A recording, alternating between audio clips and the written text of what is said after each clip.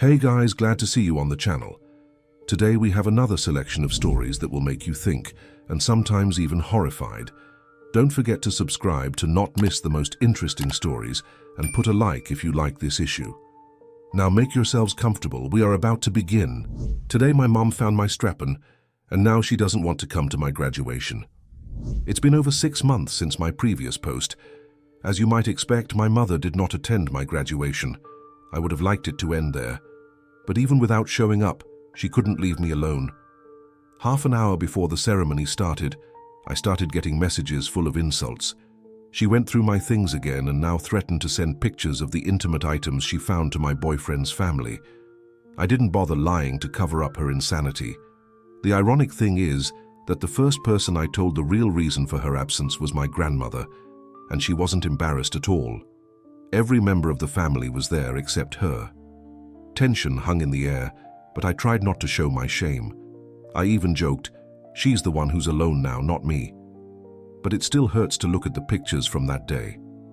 After the ceremony, we had a traditional dinner with family and friends. That's when the real nightmare began.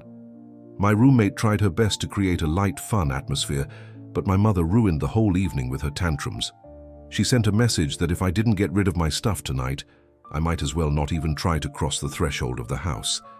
After the party, I had to pick up my stuff because I was going to my boyfriend's house for the night. He had a graduation party the next day too. My dad was busy paying the bill at the restaurant, so I went to get my stuff with my boyfriend and roommate. When we arrived, I asked them to stay outside. I was afraid my mother might hurt them. I quickly grabbed the stuff, all the while she was shouting curses from the living room. Already at the very exit, I looked her in the eye and calmly said, "I just wanted you to be there." And that's when I made my biggest mistake. I left my keys in my room. I had to go back. She followed me. I felt her fingers digging into my arm. A blow, another one, on my face, on my head. I went numb. The next moment I was holding her wrists and wondering if it was worth it.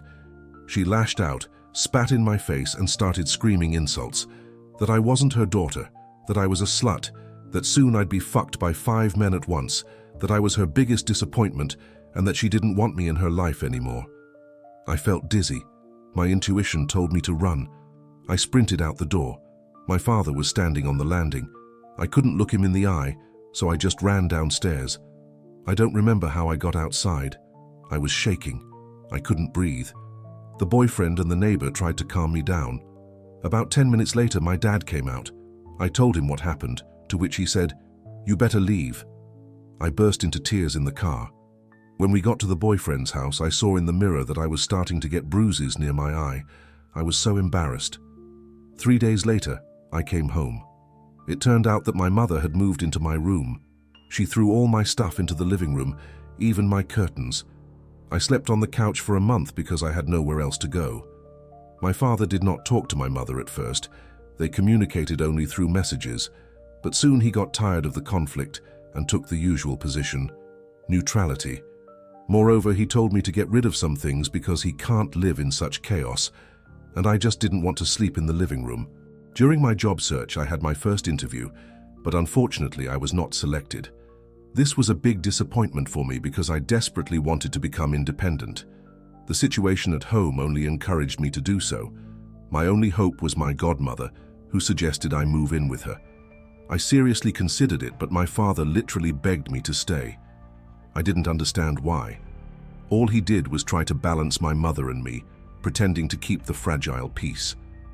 For my birthday, I got my room back, but it wasn't a gift to me, it just seemed like a temporary reprieve. My father was visibly upset by my reaction. He didn't understand why I wasn't grateful. I looked at him and thought, how can the reversal of an undeserved punishment be a gift? Is it a gift to be happy to be given back something that was taken away for no reason? The parents had since made up and were back into their strange romantic games. They acted like teenagers in love, flowers, gentle texting, little surprises. It disgusted me to watch because I knew what hell was behind those sweet gestures. I felt like a forgotten character in someone else's love drama, superfluous, unnecessary.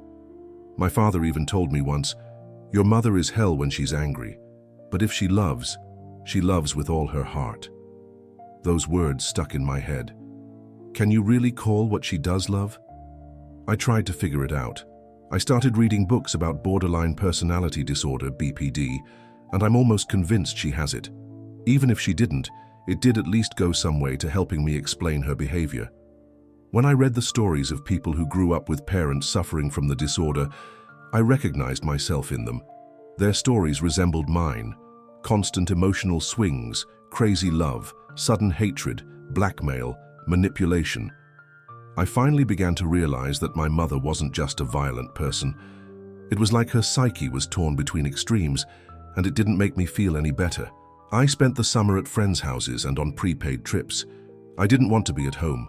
One friend even offered me her apartment for a few days so I could live with my boyfriend without any problems.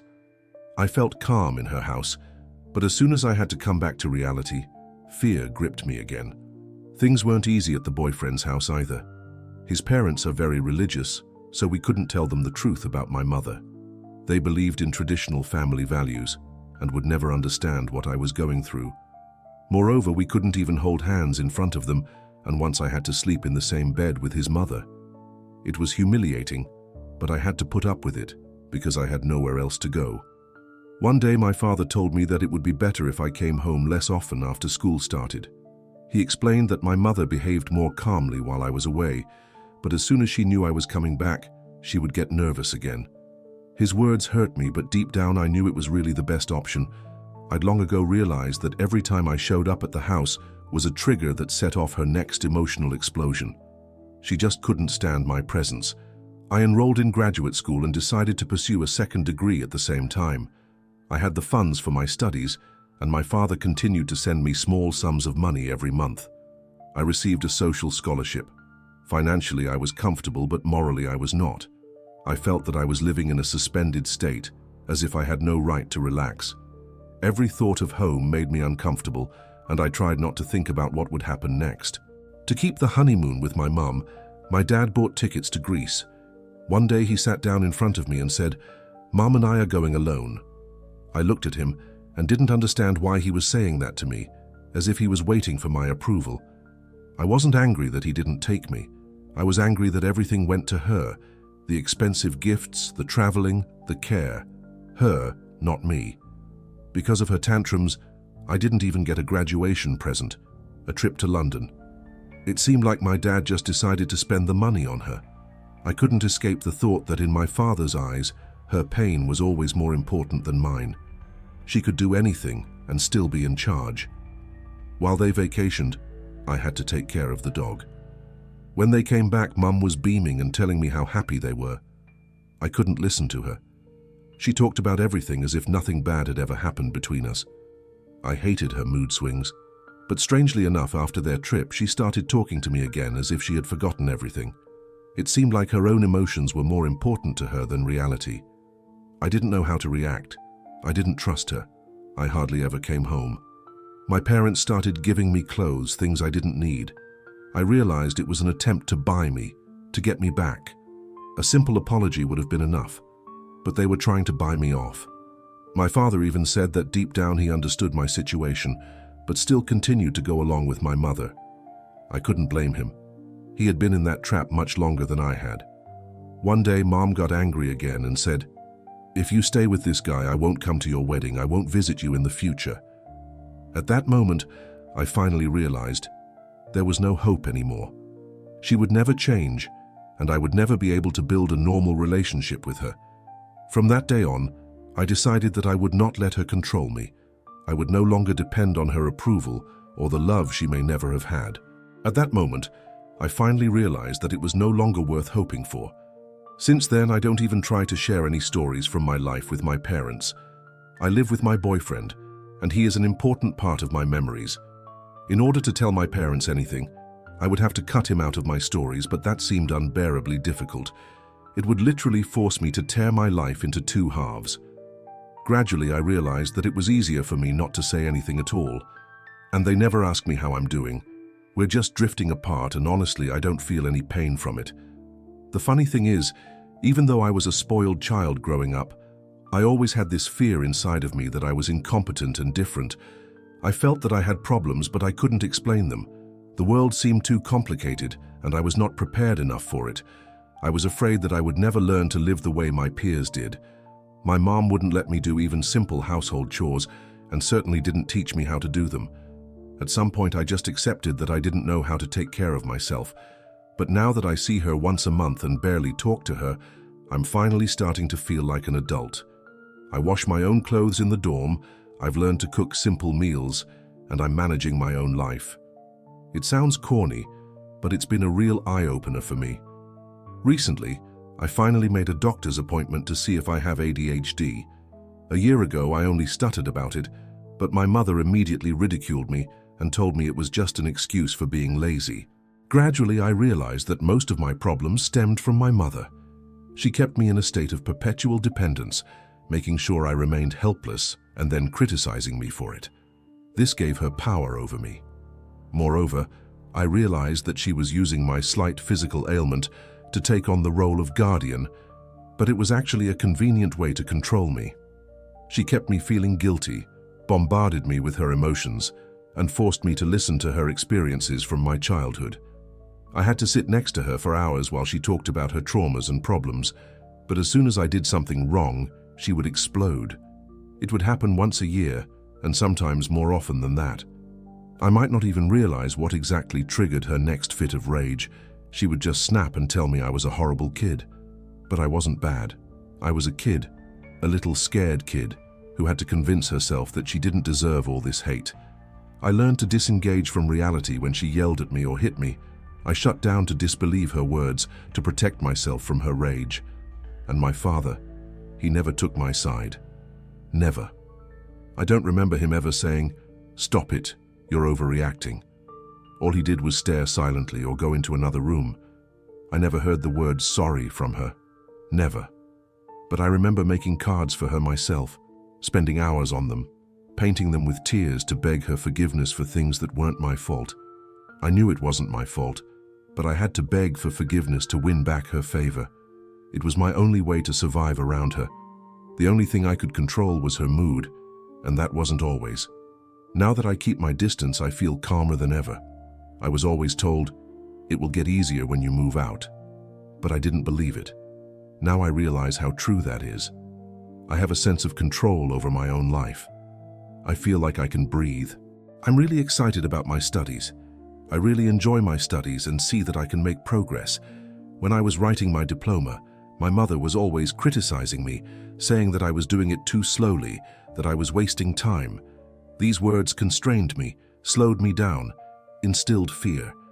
I was afraid of failing, afraid I would disappoint myself, afraid that if I failed, she would be right. And she hadn't even finished high school. I realize now that her words were empty. I don't have to live up to her expectations. I don't have to be what she wants me to be. I can be myself. And that finally brings me peace. Now I hardly ever tell my parents anything. At most, I say I'm busy, and it's true, or share some safe, meaningless stories to create the illusion of communication. I don't want to open up to them. I feel like they aren't even particularly interested in my life. It's enough for them to know that I'm out there somewhere, and that's enough for them. But I have people who really care about me. I have friends who support me, inspire me, motivate me to move forward.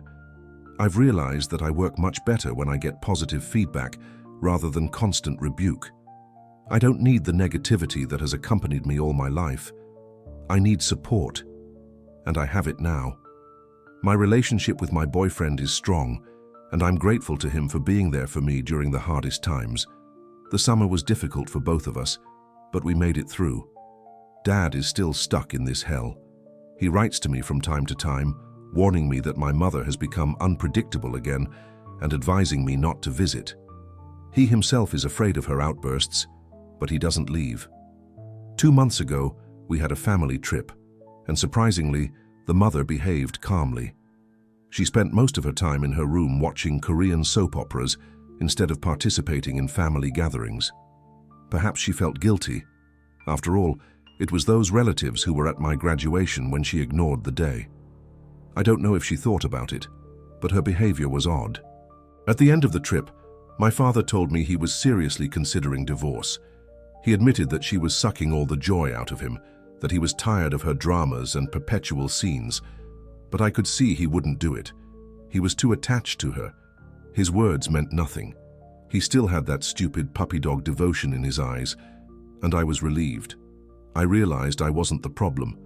All my life I thought I was the cause of her tantrums, her anger, her resentment.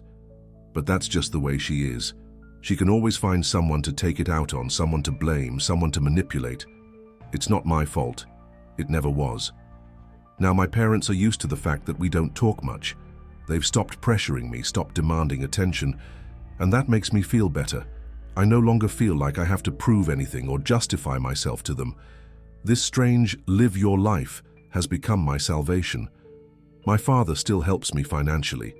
It gives me freedom, the ability to focus on my studies without thinking about money.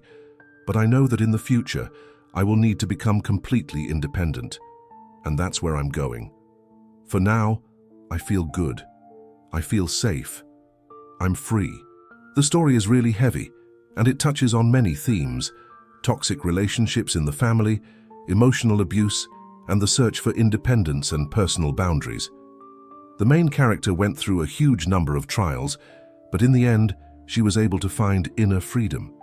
What do you think? Is it possible to build a normal relationship with such parents? Or at some point the only way out is to completely break the bond? Write in the comments, how would you act in her place? I messed up by trying to be nice to a homeless guy. Today has been one of the strangest and most frustrating situations in my life. I had an appointment at a bike store for some minor repairs, but on the way I caught a puncture. My bike is not a small one, a heavy electric bike, so I had to drag it on foot for almost an hour. The day was getting hot, the sweat was pouring down, my legs were leaden, and my thoughts were dark. Everything had been going wrong in my life lately, and today I was feeling especially depressed. When it was about 15 minutes to the store, I noticed a man standing on the sidewalk. A man in his 50s, shabby, dressed in baggy clothes, with a blank but attentive stare. I walked past him, but out of the corner of my eye, I noticed him looking at the wheel. He said something, but I had my headphones on and couldn't hear. I could have just walked on, but I heard what it was like to be invisible all the time. What it's like to speak into the void when everyone around you just quickens their step, pretending you don't exist. So I stopped and pulled out my earpiece. Bad day, huh? His voice was hoarse but steady. Gross when you're stuck like that. I nodded. He introduced himself. I think he said his name was Jeff. Told me he was a veteran, that he'd been sleeping on the street for days, and that his wife was waiting for some check that would arrive on Monday. He didn't ask for money.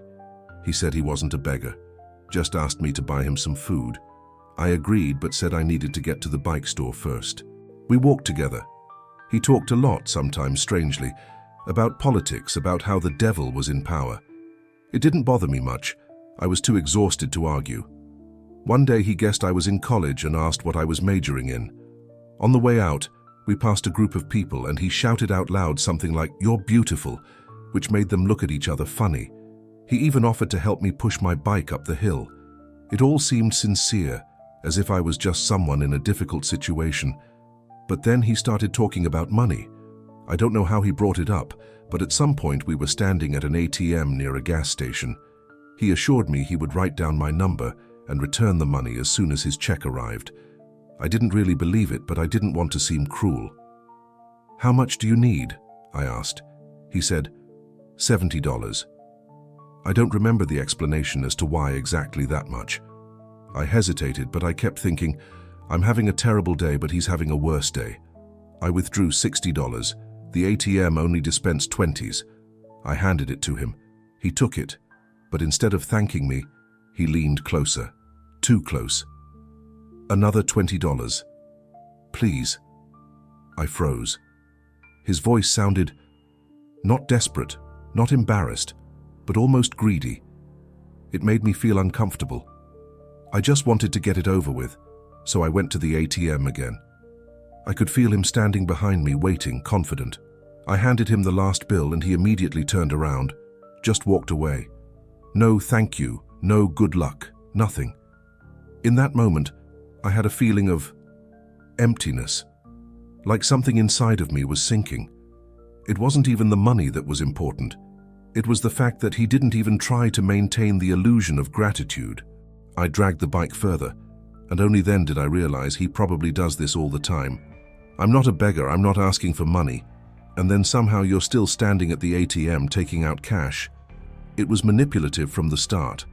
I don't know what he spent it on. Food? Alcohol? Something worse? He didn't seem drunk or on drugs.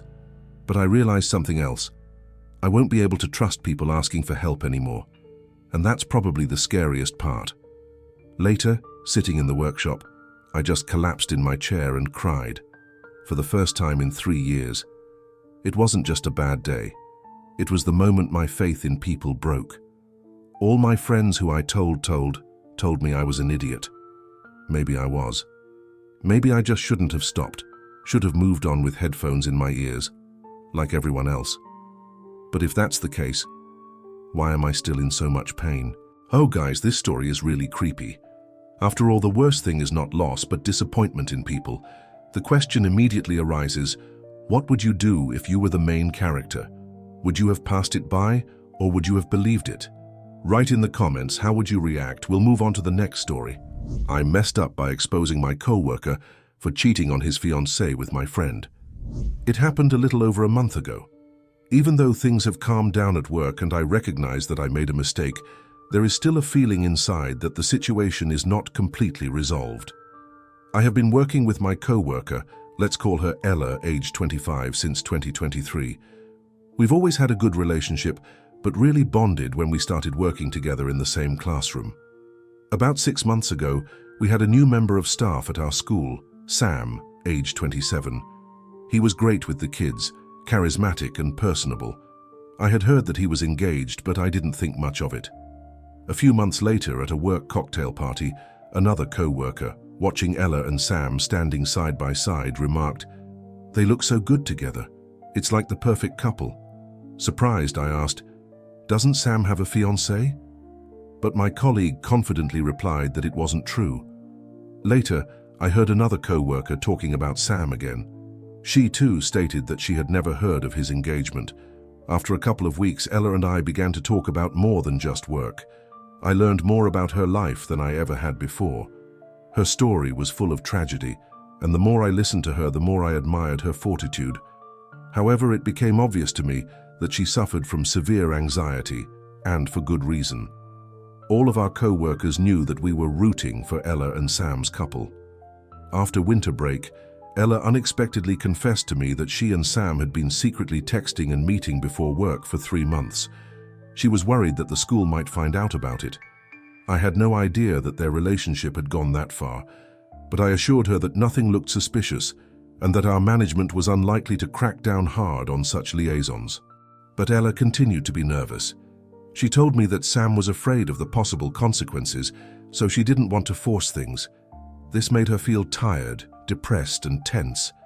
At one point, she said she was going to end things with him once and for all. I don't think I should continue. If he loses his job because of this, I just won't be able to forgive myself.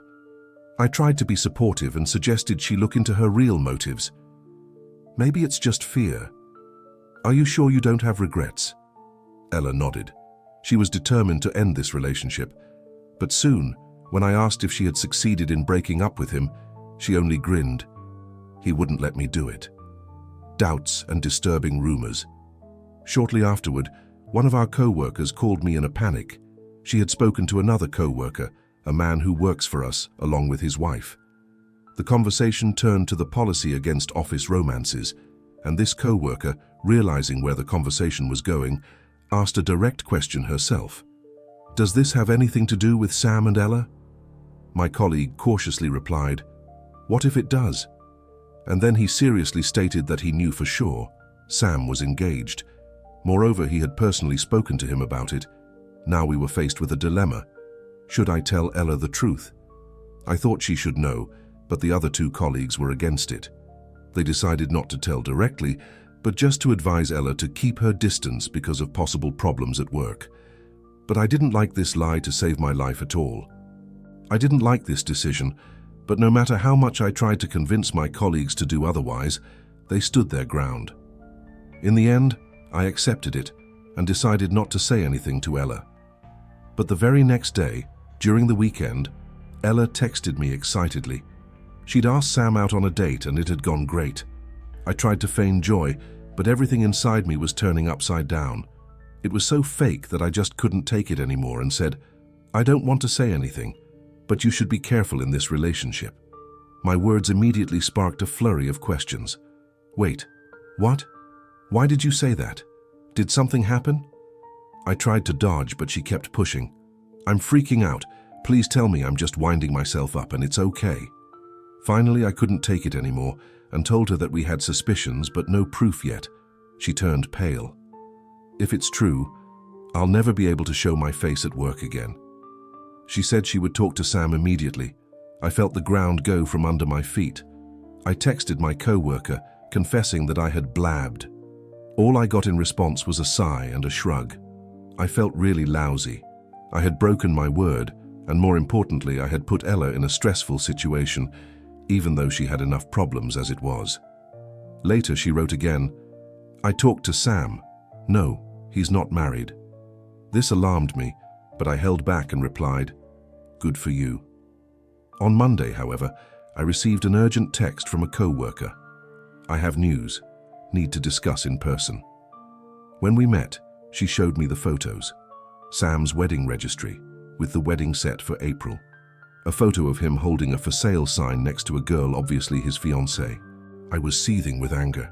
How could he? I hate the lies, the betrayal, the foul play. The very fact that he was leading not only his fiancée around by the nose, but Ella as well, infuriated me. The co-workers started up again. "Let's just stay out of it. It's none of our business." But I didn't see it that way. Ella deserved to know the truth. They were afraid of upsetting her, afraid she'd find out we'd been digging for information about Sam.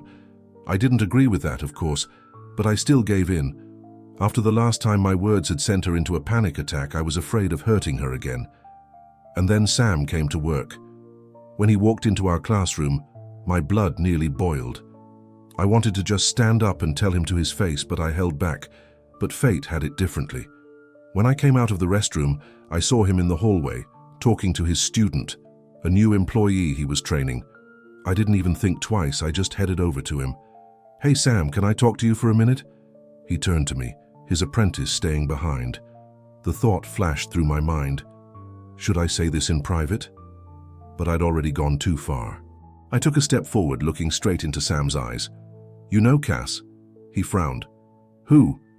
"Cass. Cass." "Yeah, I know her." "Is she your fiancée?" "What? She's your fiancée?" He froze for a moment. "Yeah." "How did you—" "I found your wedding registry. You're getting married in April, right?" Sam grinned awkwardly, as if trying to get control of the situation. "Oh, yeah. Congratulations." Thanks." I paused, not averting my gaze. "Does Ella know?" Instantly, his expression changed. The smile disappeared. Tension flashed in his eyes. He froze, sizing me up, as if deciding what to say next. 3 seconds of silence. "No. She has to know." Another moment of silence. Then he spoke, still making eye contact. "We need to talk." "We're already talking." "No. Ella and I need to talk." I nodded, holding his gaze. "That's a good idea. Thanks for telling me." "No problem." I turned around and walked slowly back to the classroom. Behind Sam's back, his intern stood in complete silence, hesitant to intervene. My hands were shaking, my heart pounding so hard it felt like it could be heard in the empty hallway. I'd just burned a bridge, and all I had to do was wait for the consequences. I walked back to class feeling completely out of it.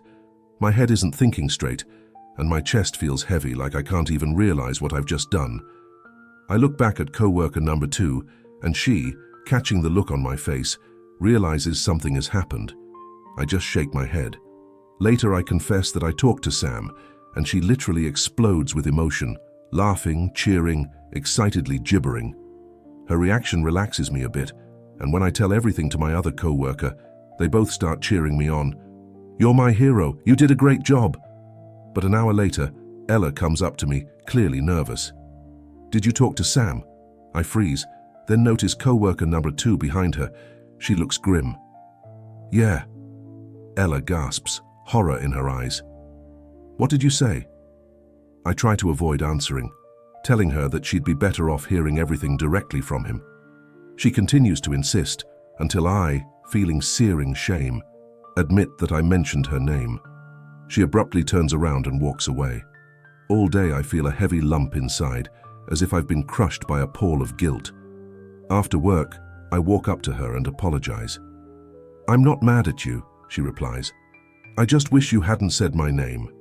I continue to apologize, feeling like a complete idiot, but she no longer responds. Later, co-worker number 2 texts back, "Are you okay?" I confess that I feel stressed and stupid for messing up. She leaves me to my reading. All night I can't get it out of my head. I discuss the situation with my family and best friend. They say I had good intentions, but it was wrong to interfere, and I shouldn't let it torment me like this. I don't sleep. It's not until 6 in the morning that I manage to regain a little bit of consciousness. At that moment I realize, if I were in Ella's shoes, I would want a friend to do the same thing. Yes, maybe I made a mistake. Yes, if time could have been turned back, I wouldn't have said so. But I acted according to my moral principles. That thought helps me find some stability. Late at night, in a fit of anxiety, I text co-worker number 1 about how bad I feel. In the morning, she suggests we call. I agree, feeling a little calmer.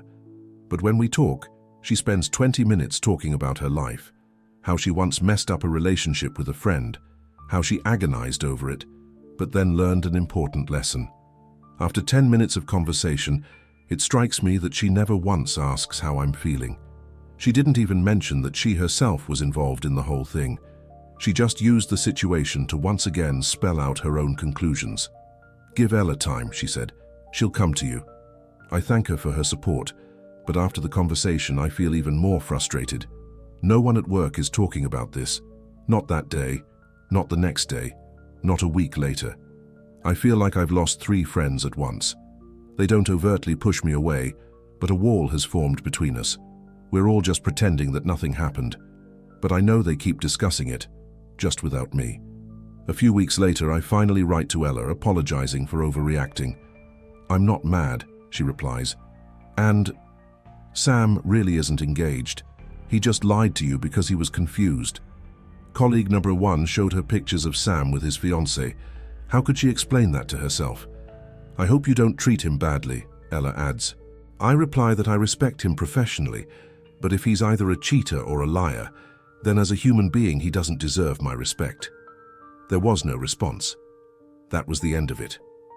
Later, I found the wedding registry again, hoping to warn his fiancée. Friends had advised me to do so, but Sam deleted the photos and shut down access. I still couldn't find her social media page. In the end, I just let it go. Now a month later, Sam and I don't even look each other in the eye. There's a wall of silence between us. My co-workers act like nothing's happened either.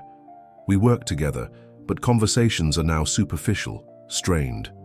There's a tension in the air that no one dares to diffuse, and yet it's not their silence that gnaws at me the most, it's the sense of loss. I have lost not only trust in them, but also in the very idea of friendship in the team. After this story, I just can't look at them the same way I used to. I don't regret what I did, but now I know the price of that truth. A story in which it's hard to choose sides. Who's really at fault here? The author who revealed the truth, Sam who tried to hide his double life, or the co-workers who chose to keep quiet? What would you do in such a situation?